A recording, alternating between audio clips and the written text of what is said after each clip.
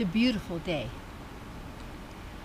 It's so great to be out here, the lake, barefooted, early, quiet, nobody around, except all the nature spirits. It's even a little early, the birds are starting to appear. I see one up there. He hasn't said anything yet. Listen to the waterfall. Just being peaceful. My topic is how we manifest. And manifest is a sense of creating or expressing or our thoughts taking form, the outer world, virtual reality, real reality, whatever. So how do we manifest? And I started studying all this when I was about 17 in the earth years, body years. And because I was graduating from high school, and I thought, oh, what am I going to do out there in the world? I mean, how am I going to take care of myself? How am I going to do? And I remember praying this one night, actually, to my beloved, the God presence within. You know, and I had been sitting in a Standard Brand church that day, and I was looking for God. I've been exploring all, and I was sitting there, and everybody was leaving. I was the only person there, and it was like, I don't feel anything. So it's like, I went home, and that night I said, God, if you really exist, you got to find me, because I've been looking for you and I can't find you. If you really exist, I want to know you. And a couple weeks after that is how we manifest. Part of it is something sincere, and we're not asking on the outside. We're not going to some outside savior that's going to save us. It's who and what we're part of. Our eternal being, our eternal position, our eternal nature, who we are. And like 2 weeks later, I went to spend the summer with my great-grandmother, who was my spiritual partner. And her friend was there for the summer, renting one of her little cottages.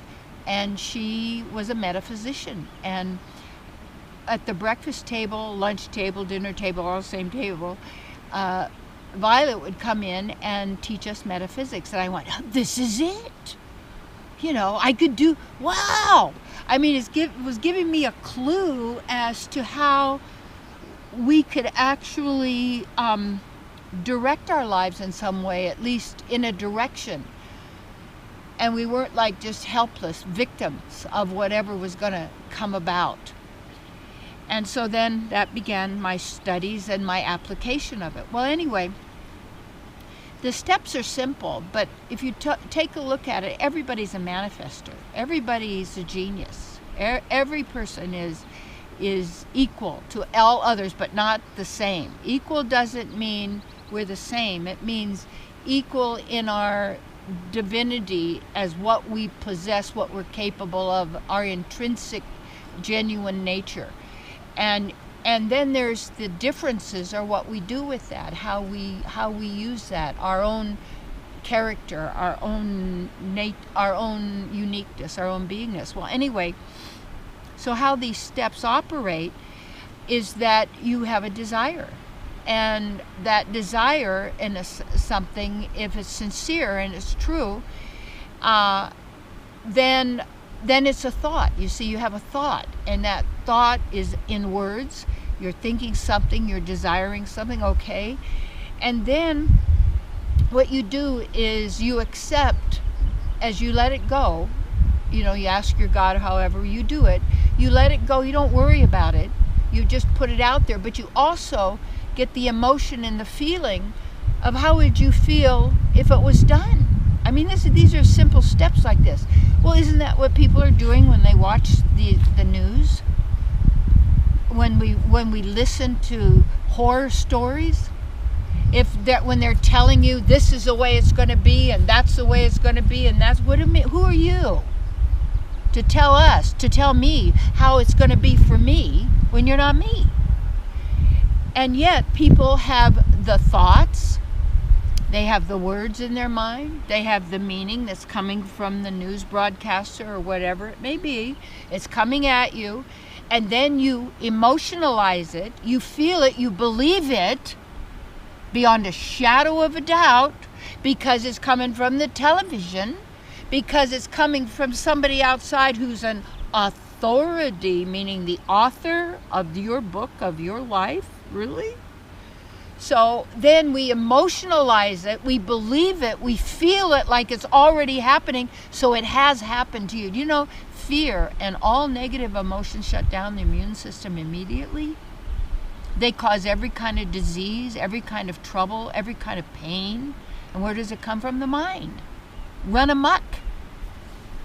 Instead of using divine mind and being in divine mind, then we're using our powers of manifestation to manifest the very things that we fear and do not want. And what happens is when we stay in a state of need, or a constant state of victimhood, or of not enough, or I'm not good enough, I'm not happy enough, I don't have enough money, time, energy, love, staying in that minus position, we're always looking on the outside to get the goodies, but we always still come up short. That there's always a bad side to it. There's always a downfall. When's the other shoe going to fall?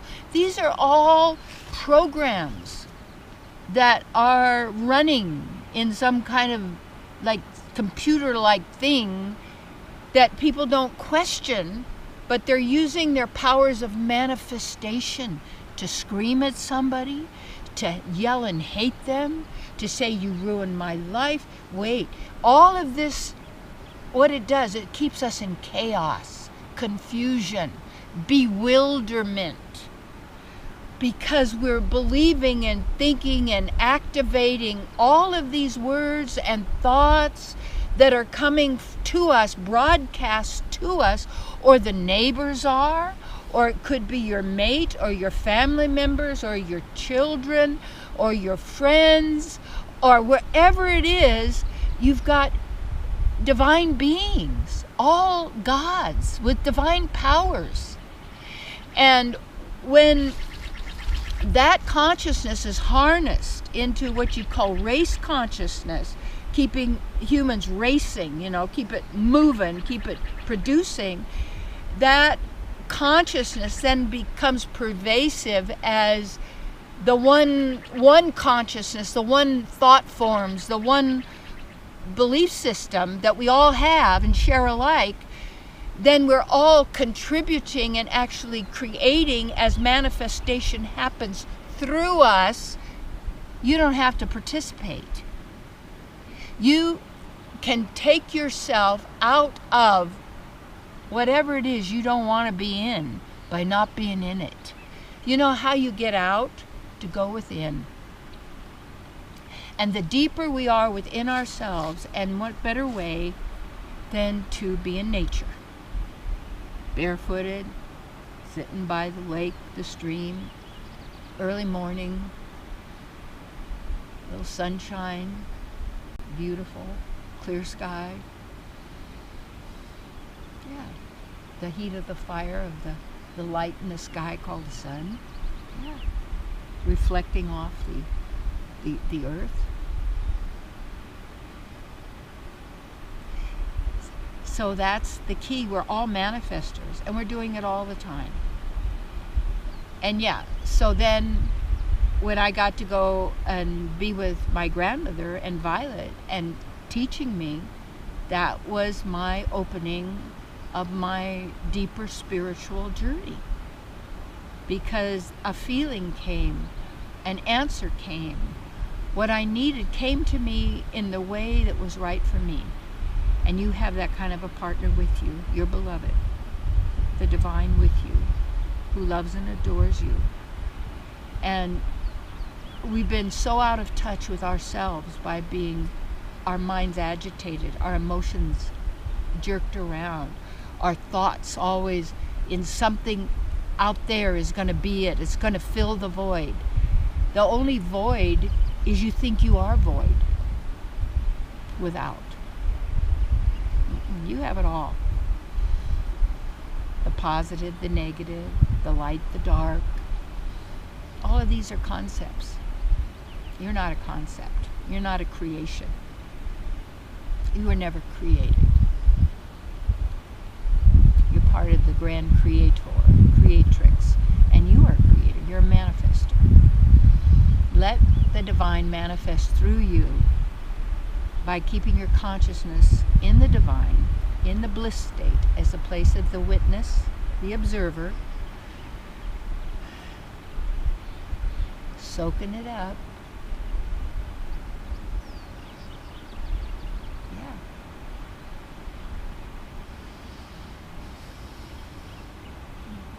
The birds starting to sing.